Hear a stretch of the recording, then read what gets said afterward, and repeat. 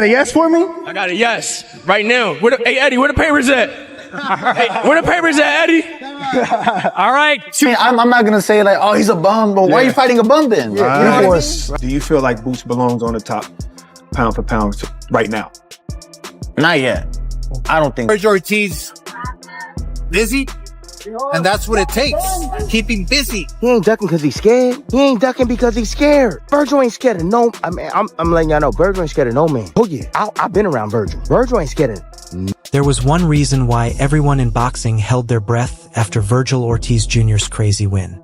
Everybody was looking at him and waiting for him to say a name. Let's go, Ray. All right, so that you answer the question. Is this the fight that you want next? Vergil Ortiz against Jaron Boots Ennis. I think this is the fight that has to happen, man. I think this is it. Andis, the scary guy in the class, with whom he had just fought quietly in the ring. There had to be a fight. The next thing that made sense was, what will be the stress level for each boxer? We're waiting. Go out there and play around. Go out there and make a statement. We make the statement. He did. Now the pressure on every boxing fan's mind is going to be what name is next. We wait. You heard what he said in the ring? Call out everybody. All right, there you go. Ideally, we don't care. When Ortiz finally sat down at the press meeting, he didn't just swerve, but he changed the subject quickly, which threw the talk off a cliff. Fans were shocked by the move, which caused chaos in the welterweight class. Why would he turn down his most clear and dangerous opponent for a dream fight? Many people now think that he did this on purpose to avoid a fight. The wrong question was asked, what did he want next? And top fighters like Charlo, Boots, and Errol Spence Jr. crowded into the ring to hear it. Because Ortiz didn't think it through, his answer hit everyone in the gut who had just bought into the Ennis hype. We saw him in the ring. Spence was here and everything. A lot of the names that have circled you in the past were here to see you in this performance. What were your thoughts on them being here, and which one of them do you want next? It doesn't matter who's next.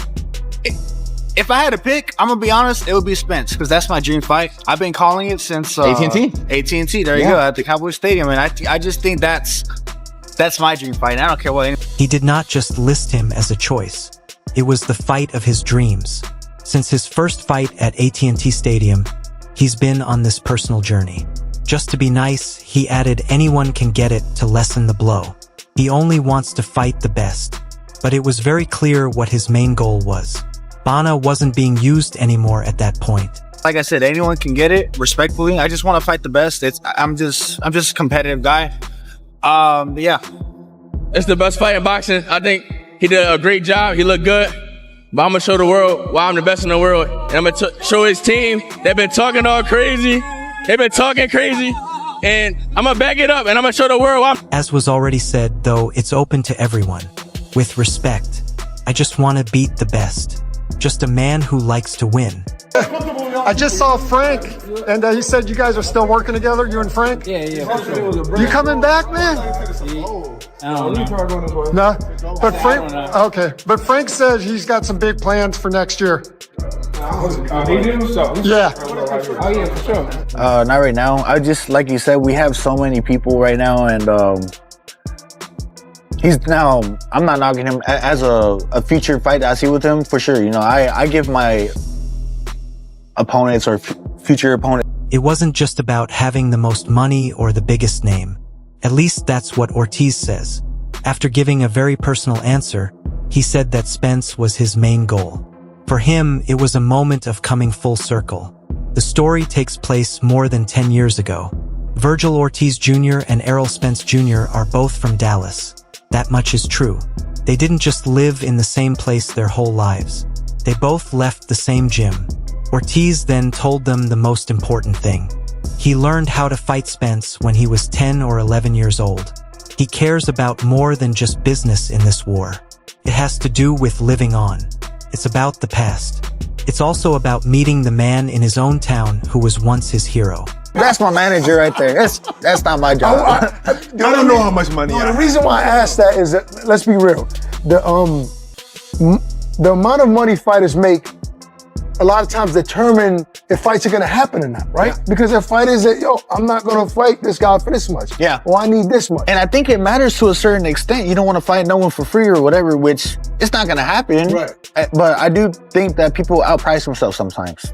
Yeah. Whether it's to duck or whether they feel like they deserve more genuinely or what, I really don't know. But Yeah, because people have value. You have value. I'm worth a certain amount. Is there a number that you would say, nah, that's too low? 2 million. That's too low. Too low. Yeah. Okay. All right. Just wanted to see, where you at.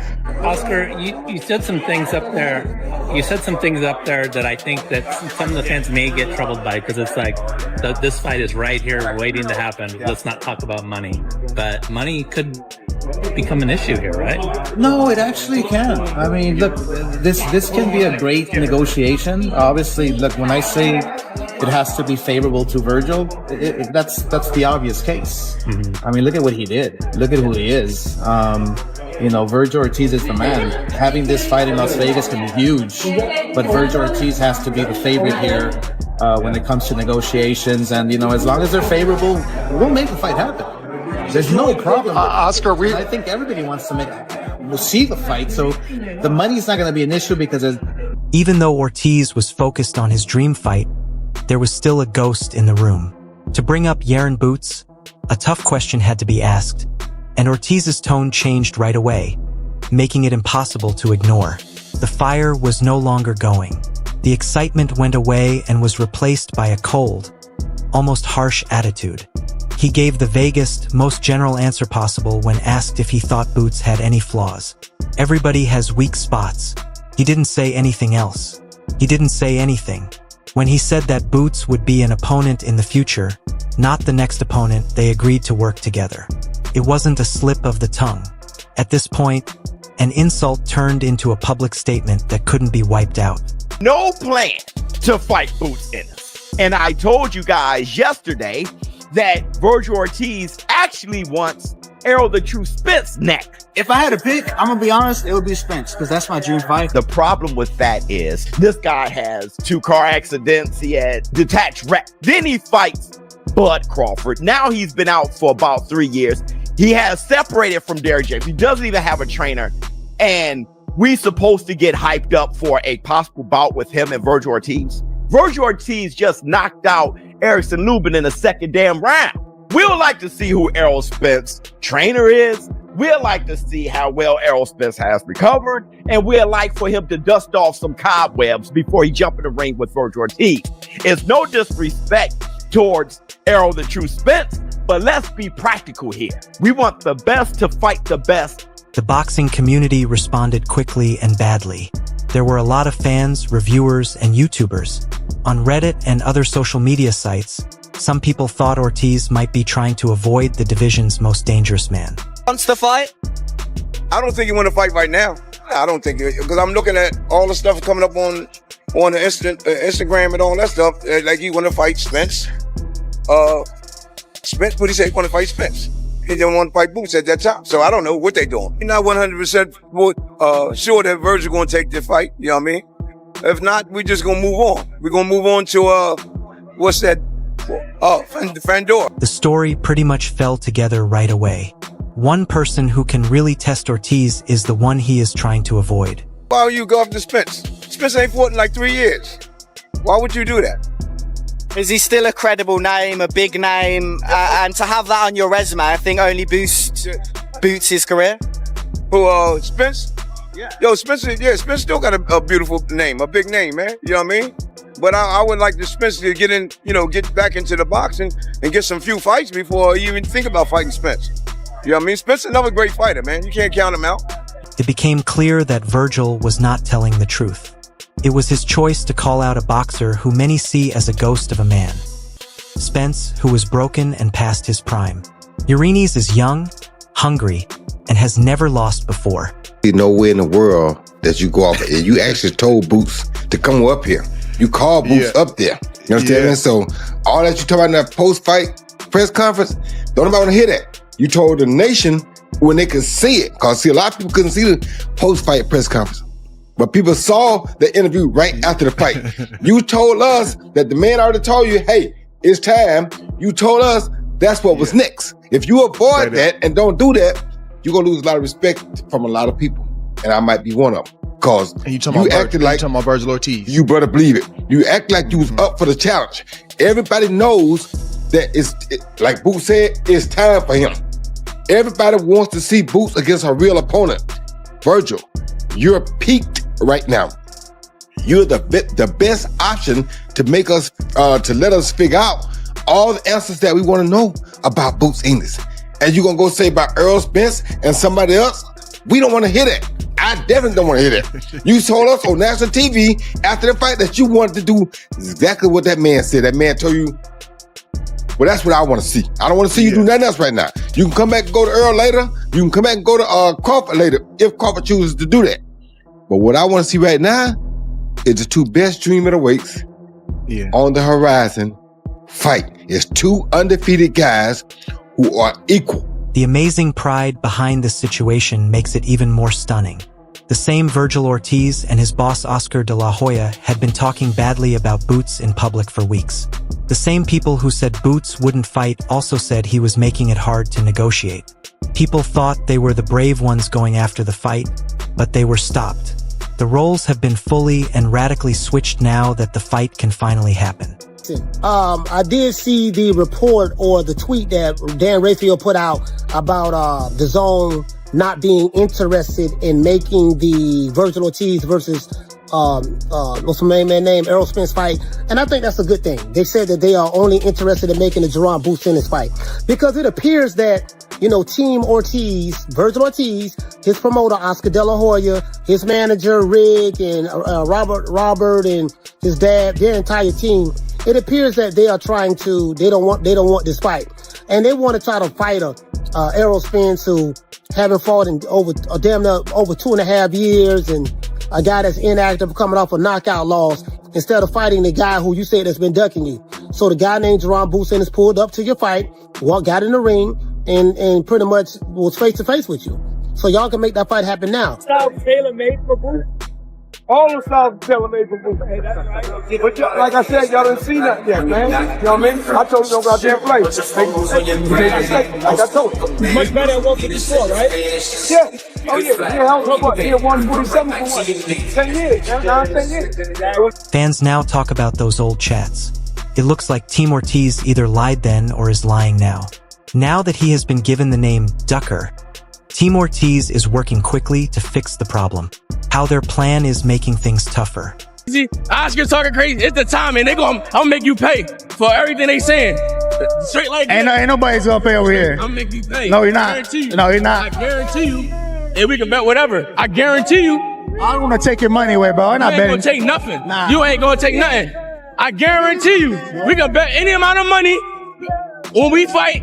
Their tales are about many things. Vergil says in several clips that he has already agreed to fight Boots and that he has nothing to do with the delay. What he said about his dream fight in public is clearly at odds with this. While this is going on, his boss, Rick Marigon, is trying to make this a huge and very difficult new competition. Wasn't much to evaluate. I just capitalized on his mistakes. Just took as much information as I could and used it. So you weren't gonna be here, but you're here tonight. Yeah, for sure.